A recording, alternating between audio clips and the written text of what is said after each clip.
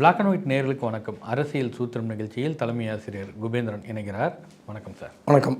முன்னாள் அமைச்சர் நேரு அவர் மேலே இந்த நகராட்சி துறையில் இருக்கும்போது பணியாளர்கள் நியமனத்தில் முறைகேடு ஊழல் அப்படின்ற குற்றச்சாட்டு வைத்து டிவிஎஸ்சி எஃப்ஐஆர் ஃபைல் பண்ணி கொடுங்கன்னு சொல்லி அமலாக்கத்துறை டிஜிபிக்கே கடிதம் எழுதியது. அது திமுகவில் இருக்கும்போது விசாரணை நடக்கிறது அப்படின்லாம் சொல்லி இருக்கும்போது இன்றைக்கு எஃப்ஐஆர் பதிவு பண்ணிட்டாங்க அப்படின்றாங்க. நேரு மீது எஃப்ஐஆர் பதிவு, செந்தில் பாலாஜி அவர் மீது மின்சார கொள்முதல் அதுலேயும் ஊழல், ஆளுநர்கிட்ட அனுமதி கோரி கோப்பு அனுப்பப்பட்டிருக்கிறது அப்படின்றாங்க.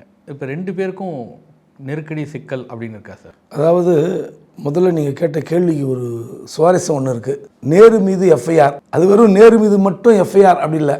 அதில் வந்து பார்த்தீங்கன்னா கிட்டத்தட்ட 8வது அக்யூஸ்ட் யார்?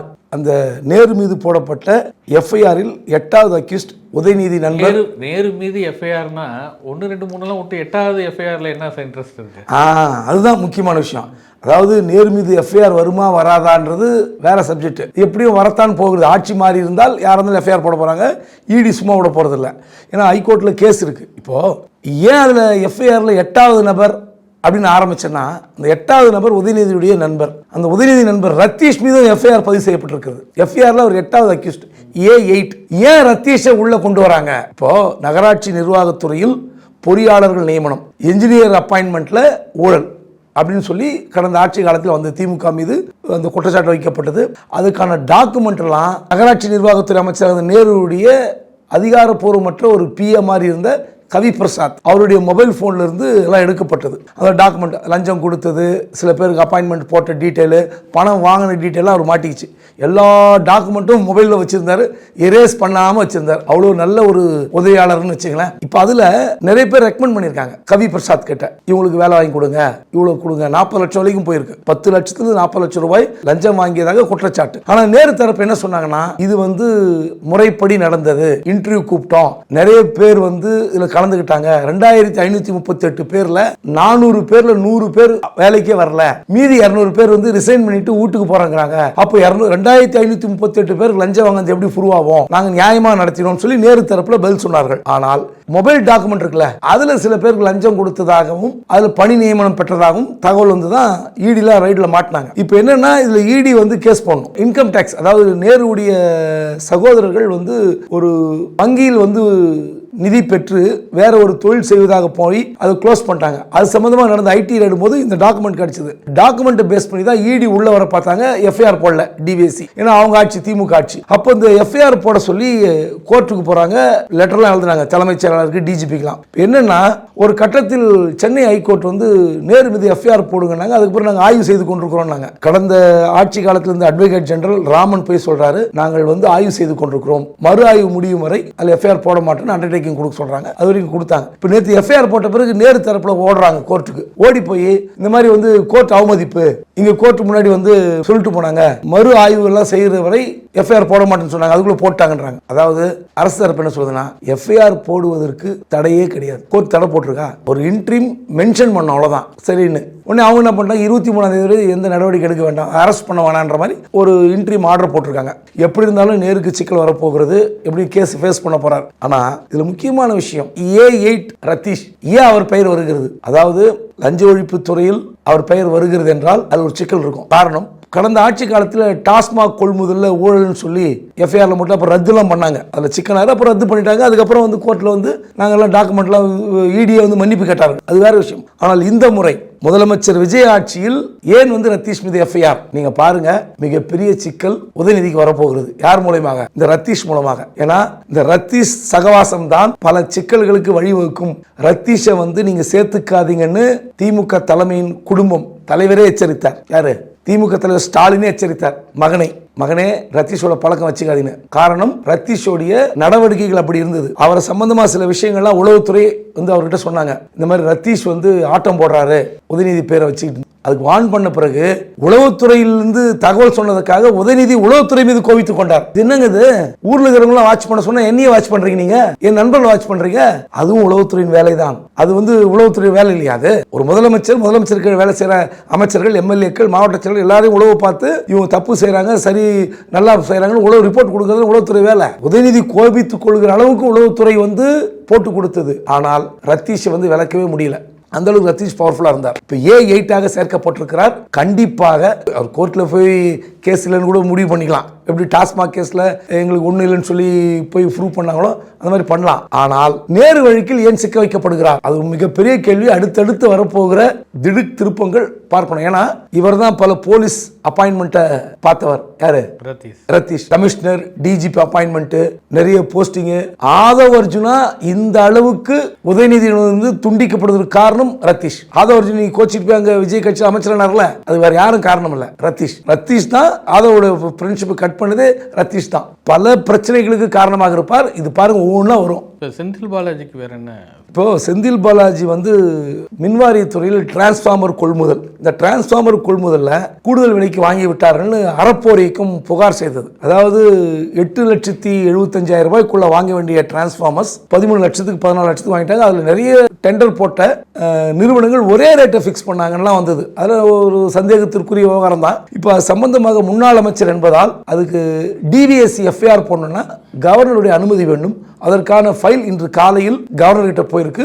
கவர்னர் கொடுத்துருவார் நினைக்கிறேன். அவரும் வந்து வழக்கை சந்திக்க வேண்டியிருக்கும். அமைச்சர் நிர்மல்குமார் செய்தியாளர் சந்திப்பை முதலமைச்சர் சந்திக்கணும்னு என்னங்க கட்டாயம் இருக்கு? அது ஏதாவது அப்படியான விதிமுறை இருக்குதா, சட்டம் இருக்குதா அப்படின்ற துணியில் அவர் கேட்டிருக்கிறார். இதையெல்லாம் விட இன்னும் சொல்ல போனால் மெயின் ஸ்ட்ரீம் மீடியாக்கள், அதுவும் குறிப்பாக லைவ் அப்படின்லாம் வந்த கான்செப்டுக்கு அப்புறம் தான் ஒரு 7-8 ஆண்டுகள் தான் இந்த ப்ரெஸ் மீட் கலாச்சாரம்லாம் நடக்குது. அது கூட அவருடைய விளம்பரங்களுக்காக அவர்கள் ப்ரெஸ் மீட் பார்க்குறாங்க. மற்றபடி அதுக்கு முன்னாடி காலகட்டத்தில் ப்ரெஸ் ரிலீஸ் கொடுப்பாங்க, நியூஸ் போட்டுக்குவாங்க, அவ்வளோதானே. ஒரு முதலமைச்சர் ப்ரெஸ்ஸை சந்திக்க வேண்டும் என்பது எங்கேயாவது விதி இருக்கிறதா? ஒரு அரசாங்கம் நடத்த வேண்டும் என்றால் ப்ரெஸ் மீட் பார்க்கணுமா? அப்படிலாம் ஒன்றும் இல்லை அப்படின்றார். அதாவது நிர்மல்குமாருக்கு 40 வயதுக்கு மேலே இருக்கும்னு நினைக்கிறேன். கண்டிப்பாக அவர் பழைய வரலாறுகளை கண்டிப்பாக படித்திருப்பார். பழைய பேப்பர்களை படித்து தான் வளர்ந்திருப்பார். ஏன்னா ஒரு அரசியலில் ஆர்வம் இருந்து பாஜக, அதிமுக, இப்போ தாவேகா, தப்பு கிடையாது. அவருடைய விருப்பம், உரிமை அது, கட்சி மாறி போய் இணைவது. ஆனால் அந்த காலத்தில் கலைஞர்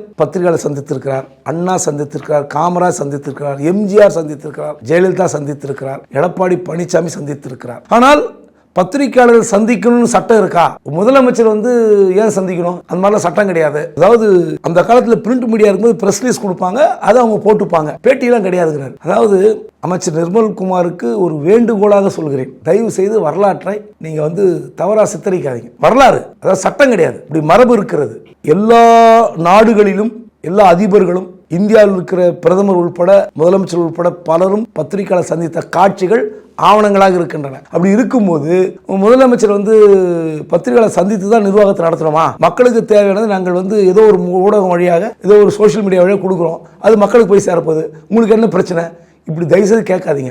அது எங்க ஊடகத்தின் முன்பாக நின்றே அப்படி கேட்குறீங்க. பத்திரிகையாளர் சந்திப்பு என்பது 4th பில்லர் ஆஃப் டெமோக்ரஸி, ஜனநாயகத்தின் 4வது தூண் தான் பத்திரிகைகள். அந்த பத்திரிகைகள் மீடியா ஒன்றா மாறிக்கலாம், பிரிண்ட் மீடியா வந்து எலக்ட்ரானிக் மீடியா மாறிக்கலாம், நீங்கள் சோஷியல் மீடியா மாறிக்கலாம். ஆனால் உங்களுடைய கருத்துக்களை, மக்களுடைய பிரச்சனைகளை எல்லாம் வந்து யார் வந்து வெளியே கொண்டு வருகிறார்கள்? பத்திரிகைகளும் எலக்ட்ரானிக் மீடியா, சோஷியல் மீடியா தான் கொண்டு வருது. அது சம்பந்தமாக ஏதாவது கேள்வி வந்தால் 4 பேர் கேட்க தான் செய்வாங்க. சமுதாயத்தில் ஏதோ ஒரு பிரச்சனை நடக்குதுன்னா அது பத்திரிகையாளர் மூலமாக கேள்வி கேட்பார்கள். இன்று மக்களே கேள்வி கேட்கலாம், வாய்ப்பு இருக்கிறது. சோஷியல் மீடியா இருக்கு, யார் வேணா கேள்வி எழுப்பலாம், டேக் பண்ணலாம், சிஎம் டேக் பண்ணலாம், அமைச்சர் நிர்மல்குமாரை டேக் பண்ணலாம், அந்த கேள்விக்கு நீங்கள் பதில் சொல்லலாம். ஆனால் அதுவே போதுமானதா?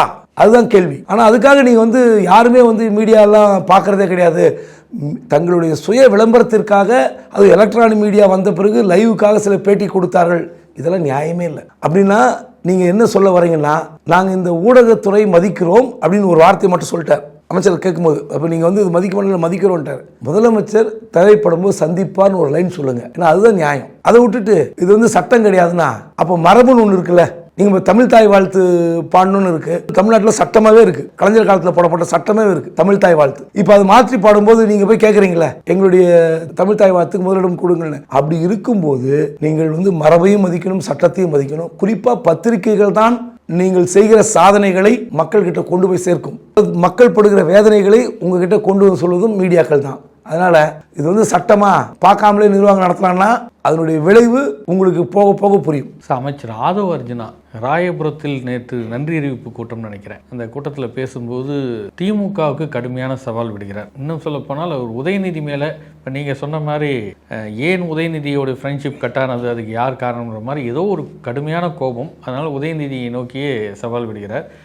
மேயர் தேர்தலில் 25 மேயரில் ஒரு மேயர் ஜெயிச்சு காட்டுருங்க பார்ப்போம் அப்படின்னு சவால் விடுறாரு. இதன் பின்னர் விஷயம்னா, நீங்கள் ஏற்கனவே பிரச்சாரத்துக்கு சட்டமன்ற தேர்தலில் எங்கள் தலைவரை நீங்கள் அனுமதித்திருந்தால் இன்னும் வெற்றி பெற்றிருப்போம், கிட்டத்தட்ட 57 இடங்கள் வெற்றி பெற்றிருப்போம், நீங்கள் ஒன்றுமே வந்திருக்க முடியாது அப்படின்ற. ஏற்கனவே திருச்சியில் நடந்த நன்றி அறிவிப்பு கூட்டத்தில் ஸ்ரீரங்கம் தொகுதி எம்எல்ஏ தாவேகாவை சேர்ந்தவர் அடுத்த முறை எதிர்க்கட்சியே இல்லாத சட்டமன்றம் இருக்கும் அப்படின்னு அவர் சொல்லியிருக்கிறாரு. ஆதவ அர்ஜுனா கிட்டத்தட்ட நீ இப்பயே எங்களை அனுபவம் பண்ணியிருந்தீங்கன்னா அந்த நிலைமை தான் உங்களுக்கு அப்படின்ற ரேஞ்சில் பேசுகிறாரு. ஏன் இவ்வளோ கோபம் ஆதவுக்கு?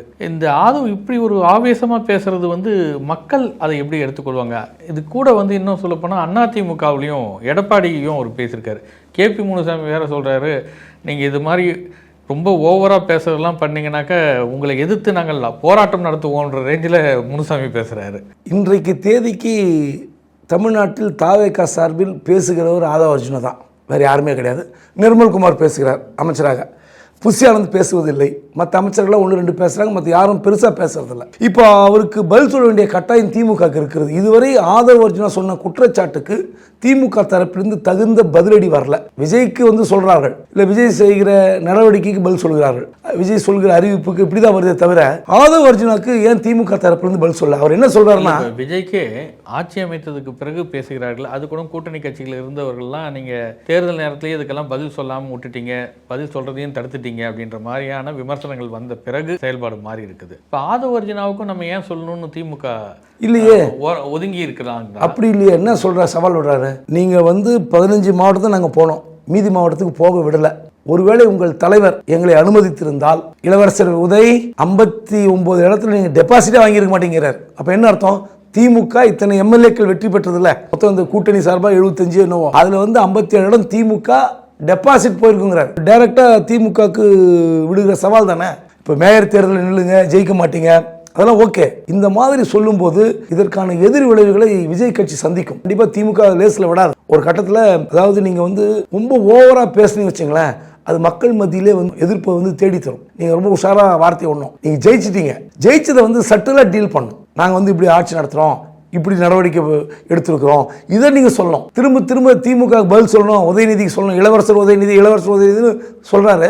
ஸோ உங்களுக்கும் அவருக்கும் இருக்கிற தனிப்பட்ட பகை அல்லது தனிப்பட்ட விரோதம் காரணமாக நீங்கள் தொடர்ந்து இப்படி பேசி கொண்டிருந்தால் அது மக்கள் மன்றத்திலும் வேற மாதிரி போய் சேரும். நீங்கள் திமுக காரங்கள மக்கள் எதுக்கு உதய பிடிக்கிறாரு, அட்டாக் பண்ணுறாரு, இதை காரண காரியத்தோடு நீங்கள் சொல்லணும். நாங்கள் ஜெயிச்சிட்டோம் அப்படின்ற அந்த தலைக்கணம் உங்களுக்கு தலைக்கு ஏறிச்சுன்னா அது ரிஸ்க்கு. ஊழலை ஒழிச்சிட்டோம் எல்லாம் பேசுறாரு, அங்கங்கே இதில் ஊழல் இல்லை, நெடுஞ்சாலைத்துறை ஊழல் இல்லை, பிடபிள்யூ ஊழல் இல்லை, டாஸ்மாக்ல ஊழல் இல்லை சொல்றாரு. அந்த மாதிரி விவகாரத்தை நீங்க பேசலாம். இந்த மாதிரிலாம் வாங்கினாங்க, திமுக ஆட்சி காலத்தில் இப்படி வாங்கினார்கள், நாங்கள் வாங்கலைன்னு பேசுங்க, அது மக்கள் மன்றத்துக்கு போகும். அதுதான் பதில். இல்லை அதுலேயும் கேள்வி கேட்பாங்கல்ல, இப்போ ஊழலை ஒழித்து விட்டீர்களா அப்படின்னும் போது டாஸ்மாகில் இன்னும் 10 ரூபாய் 20 ரூபா வாங்குறதெல்லாம் நிற்கலன்னு மக்கள் இன்னொரு பக்கம் பேசிகிட்டு இருக்கும்போது இதுக்கும் ஒரு கேள்வி வரும்ல. இல்லை டாஸ்மாகில் பாட்டிலுக்கு 10 ரூபாய் கூடுதலாக வாங்குகிறார்கள். அப்போது நீங்கள் இதே விஜய் அவர்கள் பிரச்சாரத்தின் போது கரூரில் பாட்டிலுக்கு 10 ரூபாய் பாலாஜின்னு நீங்கள் பாட்டு பாடினீங்களே, உங்கள் ஆட்சி காலத்திலையும் பாட்டிலுக்கு 10 ரூபாய் கூடுதலாக வாங்கப்படுகிறது, அதை ஏன் தடுக்கலைங்கிறாங்க. ஆதவ அர்ஜுன் பார்த்தீங்கன்னா சில நாட்களுக்கு முன்பு டாஸ்மாகில் ஊழலை ஒழித்து விட்டோம் அப்படின்னு சொன்னார். ஆனால் அந்த 10 ரூபாய் கதையை சொல்ல, அவர் என்ன கதையை சொன்னார்னு இன்னைக்கு ஒரு ஜியோ வந்திருக்கு. அந்த ஜியோ மூலமாக நம்ம தெரிந்து கொள்ளலாம். டாஸ்மாகில் இந்த பார்ட்டி ஃபண்ட் வாங்குற கலாச்சாரத்தை உடைத்திருக்கிறார்கள். ஆனால் அந்த பாட்டிலுக்கு 10 ரூபாய் விவகாரம் இன்னும் முடிவுக்கு வரல. அவங்க என்ன சொல்றாங்க, பணியாளர் சங்க தலைவர்கள் அந்த கடைக்கு கூடுதல் மின்சார கட்டணம், கடை வாடகை, பல்வேறு பிரச்சனைகளுக்காக பாட்டிலுக்கு 10 ரூபாய் வாங்குறாங்க, குவார்ட்டருக்கு 10 ரூபாய், ஹாஃபுக்கு 20 ரூபாய், ஃபுல்லுக்கு 40 ரூபா வாங்குறாங்க அப்படிங்கிறாங்க. இது லஞ்சம் தான் ஒரு வகையில். இதை கண்டிப்பாக தடுக்கணும். இதுக்கு ஒரு ஸ்ட்ராங் மெசேஜ் அல்லது கண்டிப்பான உத்தரவு போகணும். அதாவது நாங்கள் மேலதிகாரிகள், அதாவது கடையில் வேலை செய்கிறவங்க வர மேலதிகாரிகளுக்கு நிறைய லஞ்சம் தர வேண்டியிருக்கு, அதையெல்லாம் தடுத்து நிறுத்தப்பட்டு விட்டால் இந்த 10 ரூபாய் 20 ரூபாய் 40 ரூபாய் வாங்க மாட்டோம்னு அந்த பணியாளர் சங்க தலைவர் அறிவிக்கிறார். அது ஒரு பக்கம், அது நடவடிக்கை எடுப்பாங்கன்னு பார்ப்போம். ஆனால் முக்கியமான விஷயம், இந்த டாஸ்மாக்ல பெட்டிக்கு பணம் வாங்கப்பட்டது. அந்த பெட்டிக்கு பணம் வாங்குகிற முறையை ஒழித்து விட்டதாக அமைச்சர் ஆதவ அர்ஜுன் சொன்னார். அது உண்மையா பொய்யா நமக்கு தெரியாம இருந்தது. ஆனால் 5ஆம் தேதி ஒரு ஜியோ போட்டிருக்காங்க. பெட்டிக்கு பணம்னா அந்த தயாரிப்பு கம்பெனிலேருந்து வெளியில் வரும்போது அந்த மொத்த அட்டை பாக்ஸுக்கான இது இல்லை. அது நான் அதை விளக்கமாக சொல்கிறேன். அது பெட்டிக்கு பணம்ன்றது என்னென்னா, ஒவ்வொரு கேஸுன்னு சொல்லுவாங்க. அந்த கேஸுக்கு பார்ட்டி ஃபண்டு 90 ரூபாய் வாங்கினாங்க. ஒரு பெட்டிக்கு 90 ரூபாய். நீங்கள் தயாரிக்கிற அந்த பிராந்தி விஸ்கிக்கு ஒரு பெட்டியில் அடைச்சி வைப்பாங்க. அந்த பெட்டிக்கு நீங்கள் வெளியே வரும்போது 90 ரூபாய் கட்டணும். ஒரு பெட்டிக்கு 90 ரூபாய். இது பார்ட்டி ஃபண்ட். அதிமுக ஆட்சி காலத்திலும் பார்ட்டி ஃபண்ட் வாங்கப்பட்டது, திமுக ஆட்சி காலத்தில் வாங்கப்பட்டது. அதை விஜய் அவர்கள் டியூட்டியாக போட்டிருக்கார், வரியாக போட்டிருக்கார். அதாவது லஞ்சமாக வாங்கிய அந்த பணத்தை நீங்கள் அரசாங்கத்துக்கு செலுத்துகிற அந்த தயாரிப்புக்காக நீங்க செலுத்துகிற அந்த வரி இருக்குல்ல, அந்த வரியோடு இணைத்து விட்டார். உண்மையிலே முதலமைச்சர் பாராட்டப்பட வேண்டியவர். டாஸ்மாக்ல லஞ்சம் வாங்காம நடத்த முடியுமான்றது மிகப்பெரிய கேள்விக்குறி. பெட்டிக்கு 90 ரூபாய் என்பது இனி அரசாங்க வரியாக உள்ள வரும், அரசாங்கத்துக்கு வருவாய் வரும். அதை நான் சொல்லிடுறேன். 5ஆம் தேதி ஒரு ரூல்ஸ் போட்டிருக்காங்க. அதுல அமெண்ட்மெண்ட் மட்டும் படிக்கிறேன். The condition of license granted to be granted for the privilege of manufacturing Indian made foreign spirits and additional fee. அதாவது இந்தியாவில் தயாரிக்கப்படும் வெளிநாட்டு மது வகைகள் அப்படின்ற அந்த ஸ்கீம்ல வசூலிக்கப்படுகிற அந்த பணத்துக்கு கூடுதல் பணம் ₹90 shall be payable on each standard case Indian made foreign spirits issued or sold by license before removal from the manufacturing. அதாவது 90 ரூபாய் கூடுதல் வரியாக செலுத்த வேண்டும். இந்த 90 ரூபாய் தான் பார்ட்டி ஃபண்டை வாங்கிட்டு இருந்தாங்க. என்னன்னா ஒரு பெட்டி, அதாவது 1000 ml 1 லிட்டர் பாட்டில், 9 பாட்டில்கள் அடங்கியது ஒரு பெட்டி.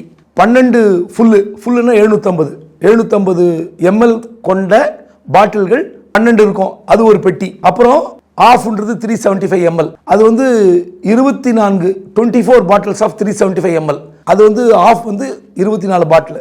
குவார்ட்டர் 180 ml, அது 48.